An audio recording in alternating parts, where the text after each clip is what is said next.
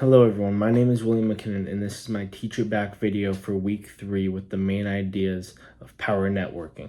Before this module, I honestly thought networking was mostly just showing up to an event, talking to people, and hoping something good happened. But one of the biggest takeaways from this module is that networking is actually a process, not an event. The professor emphasized that success comes from what you do before, during, and after the event. The first thing we need to understand is why we're networking in the first place. Before going to any networking event, we should ask ourselves, why am I here? Maybe we're looking for an internship, trying to find a job, building professional connections, or even looking for sales opportunities. Knowing our purpose helps us prepare and gives us a way to measure whether the event was successful. The next concept is setting goals. The module talks about two different types of goals: quantity goals and quality goals. Quantity goals focus on numbers such as things as talking to 10 people or collecting 5 business cards. Quality goals focus on the outcomes such as meeting our recruiter from a company you really want to work with or securing a following up meeting. The best approach is usually having both types of goals because it helps you stay focused throughout the event. After the module introduces the networking framework itself, the first step is to greet the professor. Explain that a good greeting should answer 3 questions: who you are, what you do, and what you're looking for. For example, instead of just saying, "Hi, I'm William," you could say something such as, "Hi, I'm William McKinnon. I'm a marketing student at the University of South Florida. I'm looking for a sales internship." That just gives the other person context immediately. It makes the conversation easier to get going, and maybe you'll find a connection between the two of you.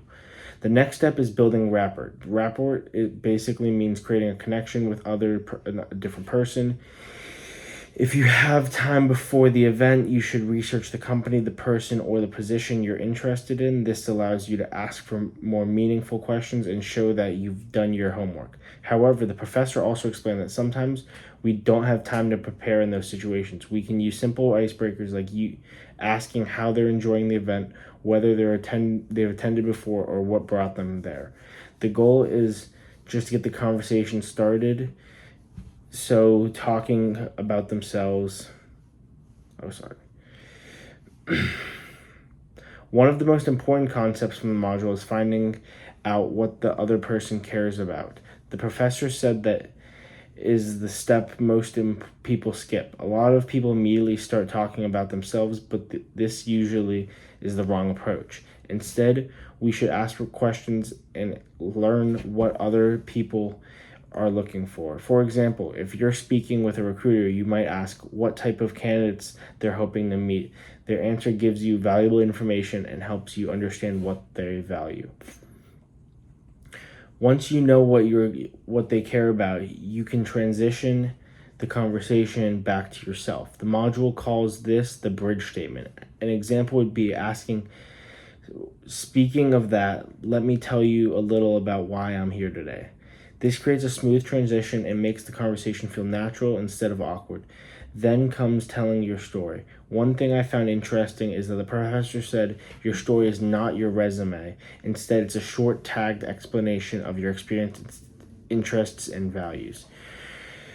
Your story should include 3 things. First, any relevant experiences you have. Second, why you're interested in the company, position, industry. Third, what values you bring. The key idea is to connect your story to what the other person just told you they care about. After telling your story, the next step is making an ask. This is another area where many people struggle. The professor explained that networking conversations should lead somewhere. Maybe you ask for advice, a LinkedIn connection, a follow-up meeting, or information about opportunities. One thing I really liked was the suggestion to make it easy for people to say no. That actually increases the chance that they'll follow up if they agree because you don't feel pressured.